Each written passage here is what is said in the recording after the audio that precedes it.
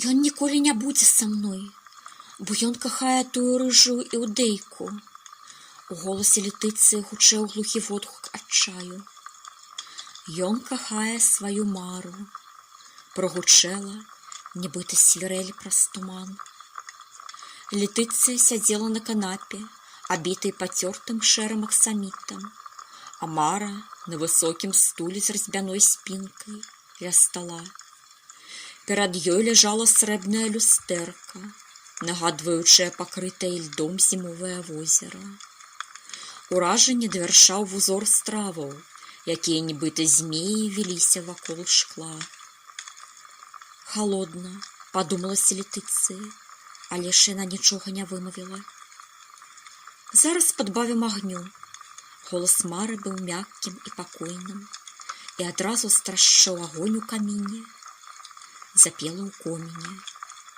Так, гэта я ведаю, але што ж мне рабіць? Я ж кахаю яго, але сэрца яго занята.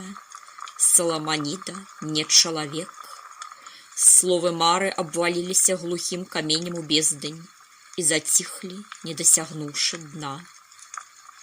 Яна геній, якога вызваў стары Ісаак, страціўшы розум, калі каты забралі яго жонку. Ён уверыўся, што гэта яго дачка. І яна не пярэчыла, таму што наогул ёй было ўсё роўна, як і ўсё іншае. Тое, што кахае Міхась, гэта яго ўяўленне.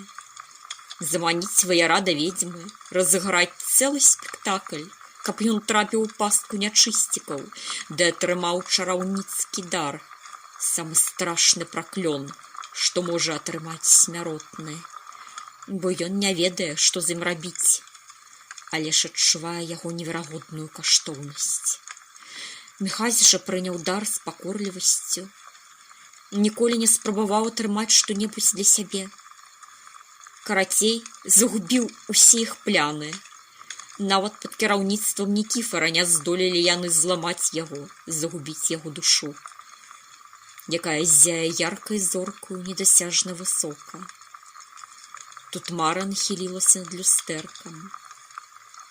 «Паглядзі!» І Летыцыя, пасунуўшыся бліжэй, пачала глядзець. Глянула і войкнула. Праз глухія лясныя нетры прасоўваўся Міхась.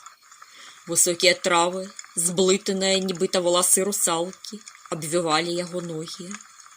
Ушчар абступаў з бакоў, напіраў ззаду, але вераломна разыходзіўся, расступаўся наперадзе.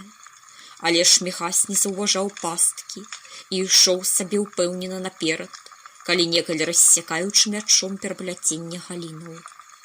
Яго доўгія чорныя валасы вольна віліся па спіне, плашч ён скінуў ці згубіў і быў апрануты ў адну льняную кашулю ды кафтан.